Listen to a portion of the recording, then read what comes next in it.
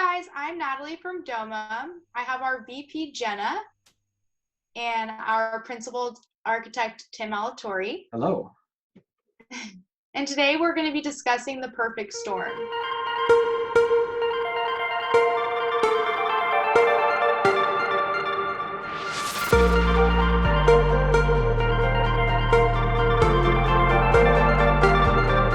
So Tim, what is the perfect storm? Well, right now we're all impacted by what's going on with the coronavirus. And Jenna's at her house, Natalie's at her house. I'm the lone man here left at the office, holding down the fort, making stuff get out and making sure the computers are working. And worldwide, we're all dealing with that. And so we were on a call a couple of days ago with some of the top architects from around the world, and we were talking about how this is all impacting our profession in particular, but also how it spills over into development and construction. And so I think we wanted to get together and share with our clients and anybody who's interested, really what our group was terming the perfect storm that's happening from a development real estate architecture standpoint. And not just focusing on the negative side of it, but really the huge beneficial side and opportunity to make some significant money that hopefully is going to be showing itself over the next few months. So that's basically what we were wanting to talk about today. And then I think we want to roll this out into a bigger series as well, Natalie. You have some other guests that you wanted to bring on. Maybe you could just kind of run down some of the other professionals that we're hoping to get on and talk about this. So we're going to be bringing in some experts that can tell us a little bit about real estate, loans. We're going to bring in some developers, contractors, and discuss how this can benefit you at this time that, though we're in a pandemic, life is going to move on and people are going to continue to make money. Yeah, so, even in our extended Domum family, we've had people who've been affected by this. And so in talking about this topic, I don't want to just ignore that. I think we need to acknowledge that. But with every storm, there's a rainbow and a silver lining, right? And so we want to focus on the positive side of this. All the negative side, we're living it, and it's in the news. And I think we wanted to focus on that, right? The profession right now. So what are the things that we're seeing?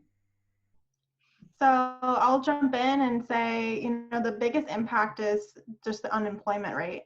We've had a really great few years where the unemployment rate has really dropped and almost matched what happened after the 2008 crisis, and it was doing really well. Over the past week, it has jumped up to 3.3 million Americans that have filed for unemployment, and that's at a state level, and it's regulated by the federal government, where we're seeing a lot of people that are losing their jobs just because there's uncertainty.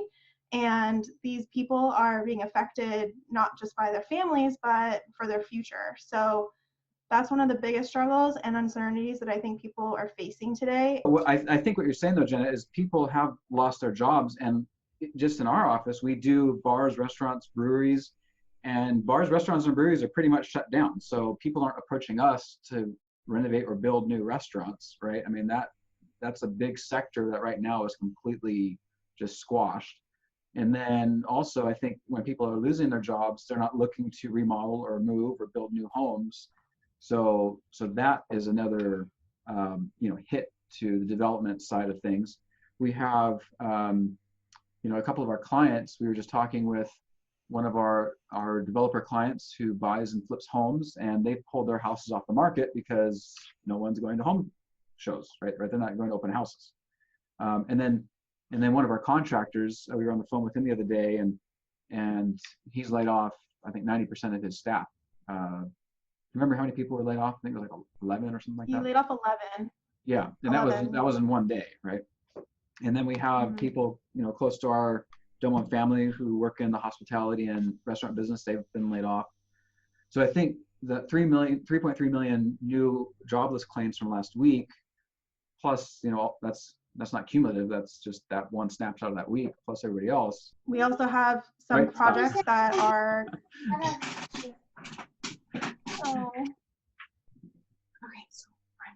So we actually have a visitor who just walked in here. we cut. Jenna, why don't you pick up where we left off there and talk a little bit about what we've already seen impacting our profession. Obviously, one, we're all working from home, except for me. I'm last man standing here in the office. But now they're both working from home. So what other impacts have we seen so far? Impacts are significant others. They're losing their own jobs, or they're more limited on healthcare, childcare, and that's actually impacting some projects that we've seen. So people are not wanting to build or wanting to design for breweries, restaurants right now, because that industry is not a necessity as much. And we have just seen those impacts not coming in as frequently right now. But that doesn't, scare us at all. We think that there's huge activity that's going to come up, and people are just going to have to decide what is the priority. And a few of our developers have scaled back their projects, or they're implementing different design concepts so that it's just more eco-friendly, so that they can have a better, budget for a more developed design. What do you mean eco-friendly? Can you elaborate on that? So one of the major impacts that I've seen is materials. We're not clear on what construction materials will be readily available. So if they're using materials that are more prone not to be shipped across, international waters, or if there's something that they can do internally for, California. Yeah, and that's interesting, because we were actually talking with Arizona Tile, our rep, and he was saying that basically all the tile and stone products coming from China are unsourceable currently, and so they were looking to sources closer to home, like in Mexico and in the States. So you're right. There's a kind of unintended ecological benefit to this. Also, we were seeing just those maps from China when all their industry shut down. Right, the air pollution completely dropped off. And I know, don't touch my face. I got an itch. Deal with it. But yeah, and then just like you're saying, people laying staff off. We did have a couple of clients, home developers who pulled back on some deals just because there was a bit of insecurity. So I think when we were talking, Natalie, on Tuesday, I believe it was, we were talking with our group of friends who are architects from all over the world. We were talking about this concept of the perfect storm. And those are some of the things that bleed into this. So we have the downside is potentially less projects. We're not getting any new bars, breweries, restaurants right now. They're all shut down. But and a lot of the contractors, I think another negative we're seeing is the building departments and planning departments are shutting down, not doing any in-person stuff. So a lot of planning departments are just not holding any hearings. We did have a pre-app meeting this morning with city, and that was all done through Zoom, and it actually worked really well. We had all the different agencies on there: fire, Department of Transportation, engineering. That worked well, but we probably won't have a public hearing before all of this goes away. Building departments are still doing electronic plan submittals, and actually Rachel this morning, didn't she, or was it yesterday, when did she submit those plans and just set it on the cart, or where was that at? Yeah, it was in Rancho Cordova, the city. They said that they have a cart outside their door that they can drop everything off, and they'll pick it up when they open the door, but they just don't want any contact with any outsiders. So yeah, so we are still submitting plans. Yeah, they're still submitting, and they're accepting. And we have a few, like Mill Valley was able to accept something via mail. They're still there in the physical office, and they're able to accept it, but we can't go as outsiders in order to submit something, but they will make those exceptions to be able to mail something in, which is good. And then everybody who submits electronically is still accepting that. I think one of the problems we've been seeing are on the inspection side. So we have a project going on right now with the gas station, which is considered an essential service, and the building department is doing inspections. They just got their rough and plumbing inspection, but the health department isn't coming out to do any inspections until this is all lifted. They have a restaurant that's part of their gas station, and the health department said, well, that's not essential. We're not coming out and doing inspections. So that's going to hold up them getting their final certificate of occupancy, which is a delay there. So there's still a lot of uncertainty, and it seems like it's changing every day. In the case of one of our contractors who he couldn't get inspections for his projects, and so he laid everybody off, and it's just kind of twiddling his thumbs right now, I guess, which is really rough. You know, that I think we're seeing a lot of, and what that's going to result in is kind of this perfect storm we're talking about. So I'll run down the list of some of the stuff we talked about. So we've got material prices potentially are going to come down. Right now we're seeing a shortage of Chinese goods, and so material suppliers are sourcing things locally. But as China ramps back up, the market's going to be flooded now with a ton of Chinese materials and products, but nobody's building. So that would mean that those prices, we should expect those to drop. Then because contractors have stopped work on everything for the most part, unless it's an essential project, we should be seeing contractors more hungry and looking for projects. So that means labor rates should be coming down. Availability for contractors should be going up. It's been really hard to get a contractor for the last probably 6-8 months. Interest rates, we know interest rates are down. Jenny, you were just looking up what's the current prime rate? I think you said it was less than 1%. Prime rate is 0.25, and a month ago it was 2.25. So it has dropped. So that's significantly less. So theoretically, Natalie's got a busy household. So theoretically, interest rates should be coming down. And then also, properties are being pulled off the market right now. So people who really do need to sell are going to be more likely to make deals. So we should be seeing property prices coming down. We are seeing slow response time from building and planning departments. But I think that gives us an opportunity, though everybody else is kind of getting frustrated and stopping applications. So if we keep pushing forward and submitting stuff now, we'll be in line for when this all pops. So I think, Natalie, what we were talking about the other day with our group was this is all an artificially repressed market. It's all like everybody still had the same, the housing shortage hasn't disappeared just because of this, right? We had a shortage of housing 2 months ago. We still have a shortage of housing. All the needs that people have and their businesses are all, for the most part, there if they can stay in business and kind of float their payroll and their debts for the next little bit. You know, all those businesses are going to be coming back. So like Pennyweight Brewery in Livermore, they came up with a clever way of staying open. So they were supposed to have their big grand opening like a week ago. What's he doing there? They were. So Chris Guy is the main brewer and also the owner of Pennyweight Brewing Co. in Livermore. And we recently went there, and he was excited to, you know, jumpstart his business and get all his doors open. But unfortunately, the coronavirus made him to a complete halt. But he had a very good idea. He did curbside pickup of growlers or cans or bottles that he brews himself and bottles himself. And that has kept his doors open, but also it just gives people a reason to, you know, see their local breweries and taste his local beers, which are great, by the way. And theoretically, I highly recommend it. Theoretically, beer is a beverage, making it essential, right? It's food and beverage.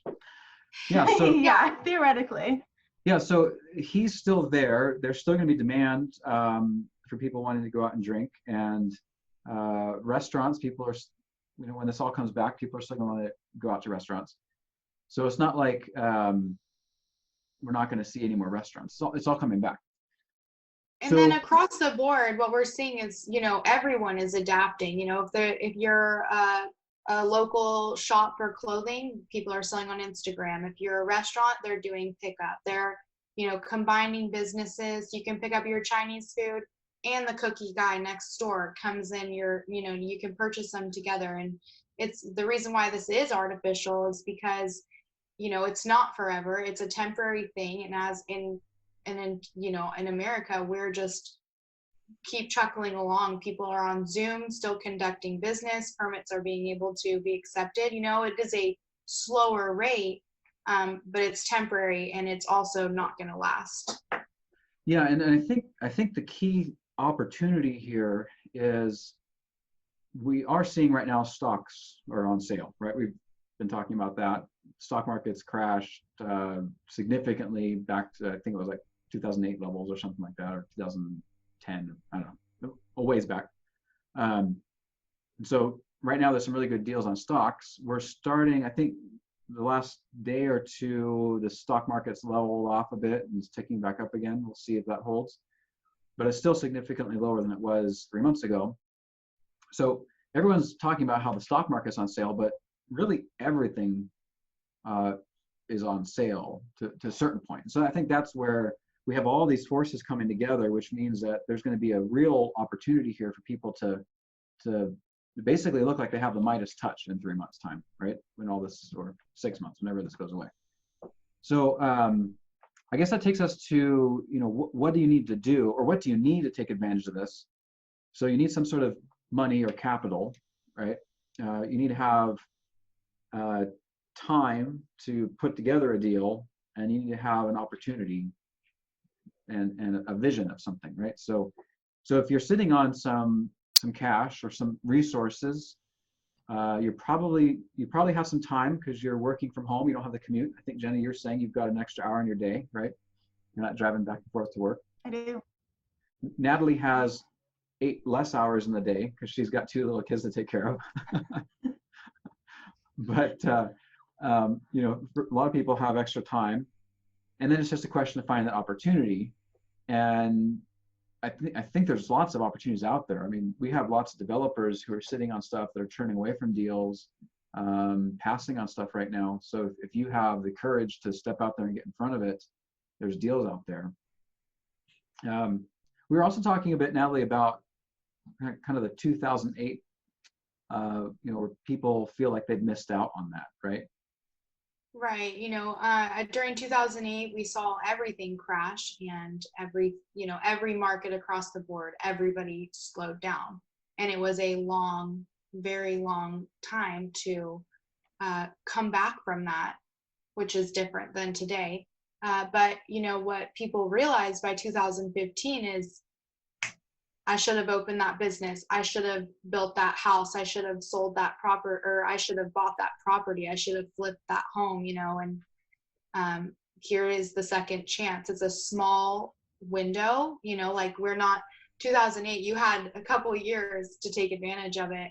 Right now, during Corona pandemic, you're going to have this opportunity for, quick window. I would say, about 3 to 6 months. And then we're going to see life return and surge back up. Stocks are going to go back up. Contractors are going to be busy again.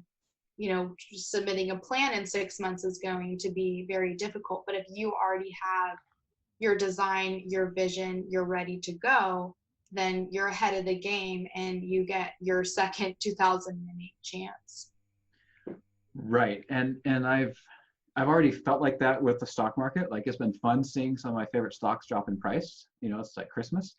But real estate is the same way, where we're going to be seeing these deals. And I don't think we're going to be seeing, the federal government just passed yesterday a bill, and mortgage companies have suspended mortgage payments. Like, I think 5 of the big lenders aren't going to penalize people for, they're not going to collect basically for the next 3 months. So I don't think we're going to see the same foreclosure market that we had in 2008, which is really good news overall. Like, we don't want people to be in a foreclosure state. That just hurts the whole economy in general. But even still, there's going to be just the normal percentage of people, and we'll get a realtor on who can kind of talk about this later, but there's a certain percentage of people who are always in the market for selling, moving, especially now with kind of the job market thing, as people, maybe they can't get their old job back and they're relocating for a new job and they have to sell their house. So I do anticipate that we're going to be seeing those property values drop. And you're right, Natalie, it's a small window. And really what I think we're excited about is getting ahead of the rush. I was reading an article, and I can't remember where it was. They were talking about right now is the perfect time to invest in the stock market because you're competing against a bunch of drunken sailors who are selling everything, right? People are just panicked and they're in fear mode and they're just selling. And so it's a great time to buy. Once everything turns around, you're no longer competing against drunken sailors. You're competing against the sharks, the big boys who, and girls, right, who know stock investing, and you're going to miss out on those deals. And I think that's where right now everyone's in panic mode. They're hunkering down, they're hiding, they're enjoying their sheltering in place, but they're not out looking for deals, right? And so that's where the smart investor right now is out looking for deals, out trying to take advantage of those depressed prices where people are wanting to sell and they can't.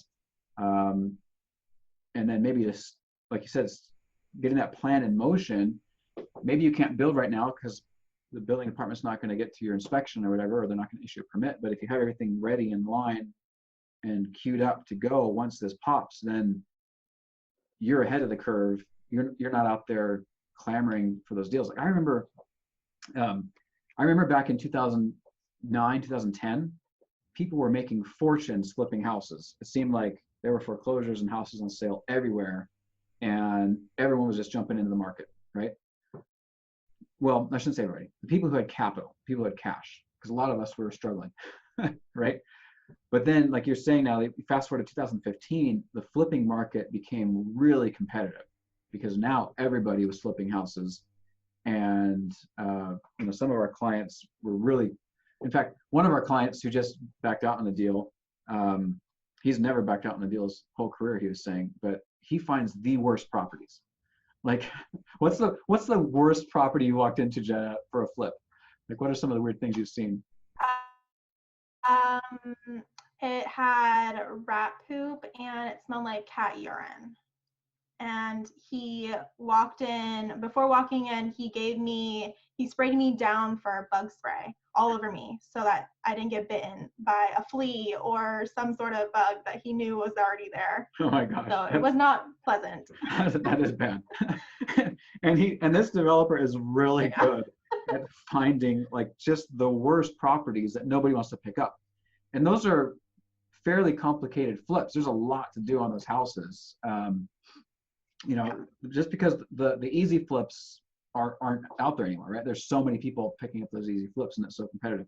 I think we're going to be back in that market here where people who are looking to buy property, fix it up and sell it, flip it, it's going to be a lot easier. I think if you're looking to do a commercial project or a self-storage or, some other land deal, I think people are going to be more willing to cash out on their property and get some liquid, some assets in their portfolio instead of just holding on to this land because maybe their retirement's eaten up and they need that cash. They've held on to that property for 20 years, but they want to retire in the next 2 years. Well, now is the time for them to sell, right? So I think we're going to be seeing all those things and getting ahead of it now is when you're going to have your opportunity. So maybe we'll just wrap up here really quickly, Natalie, because we're running short on time here. And one more thing on that, in 2008, you had to have been, really have that cash and really have a plan. And, it was this percentage of people that could get in the game of making a profit during that time. Right now, it's going to be a small window, and everybody is going to return back to work. It's going to be a different person. I think I have like a broken iPad because it's like it says it's charging and it's plugged in, and so I just got a different iPad. The fun of working from home. So Natalie, you were saying about the difference between 2008 and 2020 is now it's not so much that people are short on capital, it's that we have a short window and people are frozen with fear. So that right, we have a short window and a larger crowd. It's not going to be just these very high tier people who were profiting off of 2008. We're gonna let the little guys in, like me and you and Jenna. Like, Jenna, go buy that house. You can do it. We're gonna keep thriving through. And so I think that kind of rolls into maybe setting up for the future videos we want to do. So we've talked a little bit about what the perfect storm is, and it's a devastating blow to our economy, but it's temporary. And we will bounce back, just like 2008, we bounced back. I mean, it took, even if it takes us 5-7 years to come back from this, we will come back. And so those opportunities and getting in now is important. And one thing we didn't talk about either, we were talking about it before the call, but just there's no way to time the bottom, right? You got to get in when it's depressed, not try to get in at the absolute bottom. We're low. It's going to come back above where we're at now. So now is a good time to get in. So if you want to get in, we were talking about, okay, so what's the kind of your action plan? What do you do? And we'll go into this more detail in future calls. But one, you need information, right? And so that's what we're trying to do here is this series of videos, getting information out to people on how they can really turn these lemons into lemonade. And then two is to get out in front of it. And that's, again, I think while we're evangelizing this for people is like, don't just sit around and wait for everything to bounce back, because at that point it's too late. You got to get ahead now, get in. Three, you need to have the deal. And we can help people find deals too. If you got a property or you think, if you're not sure if something's a deal or not, that's where we can come in and help you determine just what the pluses and minuses are of the deal you're looking at. And then start that design, start that whole process now, get everything in place, even submit it with the anticipation, and get your contractors lined up. I mean, there's so many things you can do now. That way, once it all pops, you're ready to go. Anything I missed? Right. Well, even today I heard our designers and our people who are submitting the plans and stuff, you know, they're advocating for our clients. They're pushing along with the pending contracts and things that are already in motion before Corona. So, you know, like our team, you know, we're not going to be just sliding along. We're going to be pushing for our clients and making sure that, you know, things are still moving along. And if there's a new client coming on, we're going to treat that the same way. So. Yeah, and really, we've been preparing for this day for the last, well, however long the company's been in business. And so when we got the word we had to work from home, I think at most everybody lost maybe a day's worth of work in transition and trying to work out some technical bugs. But we already had the groundwork set up to work from home. So we're chugging along, we're moving, and really we've been trying to push building departments, planning departments, and other consulting engineers and stuff along. We've been at the forefront of this. So our clients aren't hurting from us, at least. You know, we're trying to be part of the solution here. Anything else you want to add in this conversation, Jenna, Natalie? I'll turn it back over to you, Natalie, and you can kind of give a look forward as well. Just, you know, overall, we all are adapting to this as an, you know, entire country, and it's going to keep moving along. Even the stock market's, you know, adapting, and, you know, people are putting money into these new technology programs like Zoom and other resources like Join Me and things that they're using to survive this, you know, pandemic, you know, technologically. So, you know, as a world, you know, restaurants, everybody's adapting, our team's adapting, our clients are adapting, and we're just going to keep chuckling through. And there's no reason to really fear the idea of, you know, flipping that home or starting that business, because as a country, we're completely resilient to anything that's going to come at us. So, you know. Right. And so looking forward here, we are going to have on a contractor, we've got a financial advisor queued up, realtor, lender. We're going to try to bring in, maybe Natalie, we can bring in your kids. They can be on the show too. We can, yeah. I like them. They have tons of arts and crafts ideas from YouTube. Yeah. And I guess maybe we'll just end with a thought of everyone stay safe, wash your hands. Wash your hands for 20 seconds, just listening to Blippi songs, right? That's what you listen to in your house, Natalie. Yeah. Jenna, any final words while we're waiting for Natalie to jump back in? Well, you know, it's all an unsure and unstable time, but it's also a really great time to see those advantages, and just how we laid it out this video, it's important to understand that we'll bounce back from this, and it's a short period of time. So here we are, you know, we're trying to give you guys as much information as possible so that you guys can take advantage of a production or a new construction or even a remodel, and that's what we're here for. So, you know, everyone stay healthy. So with that, we'll end it here. Thanks everybody. And Natalie, we should probably end on, what is your kid's favorite Blippi song? Is it the fire truck song? Yeah, you want to let them know? What is your current favorite Blippi song? My favorite was to be for tractors. The tractor song. That's a great one. Tractors. That's a good one.